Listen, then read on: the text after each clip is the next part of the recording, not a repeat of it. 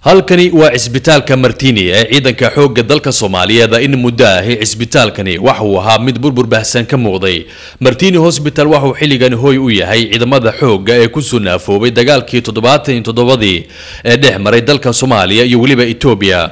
24 sano kadib ayaa markii ugu horeysay waxa qayb ka mid ah cisbitaalkani dib u dhisay hay'adda ugu weyn qaaradda Afrika ee arrimaha musiibooyinka ku caanbaxday ee lagu magacaabo Gift of Givers. marwada madaxweynaha wadanka Soomaaliya Marwo Zahro Umar Xasan ayaa xariga ka jartay dhismaha cusub ee lagu soo kordhiyay cisbitaalka Martini ee ciidanka xoogga dalka Soomaaliyeed waxaana ka mahad celiyay ciidamada xoogga ee dalka Soomaaliya.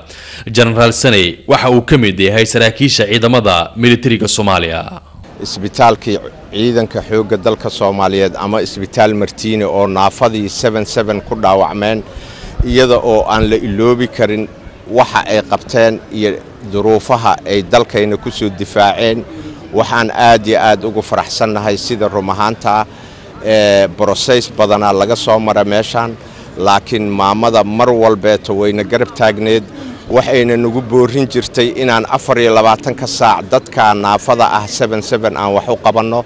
مسؤولينتي كلا إجابة كهذا الشيء يا واحد كم بدها سعيد إبراهيم حسين بونا أو كهذا يا مجا مامل كجود gift of the Givers الصومالية.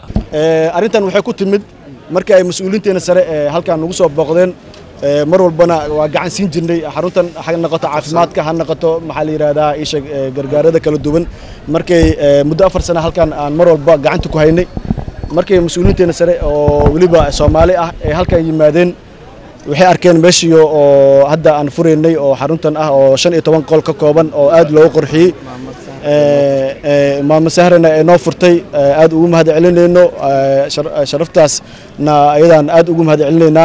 marka waxay ka damqadeen meesha duruufta taalay.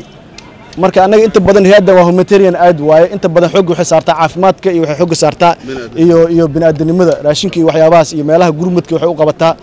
inta badan xubnihii meesha ku sugnaa ayaa si diiran u soo dhaweeyay dib u dhiska cisbitaalka Martini ee ciidanka xoogga wadanka Soomaaliya waxaana ugu dambeyntii goobta hadal ka jeedisay marwada madaxweynaha Soomaaliya Zahro Umar Xasan. waxa lagu soo tuuray ciidamada qalabka sida waxay deganaayeen isbitaal Martini meel kamid ah hool meeshaan ay deganaayeen hoolkii hay'adana maaragtay ilaahay noo keenay hay'adana ka damqatay oo maaragtay 13 qol iyo sariirahooda iyo maaragtay armaajo yar yar ay wax saartaan uga dhisay.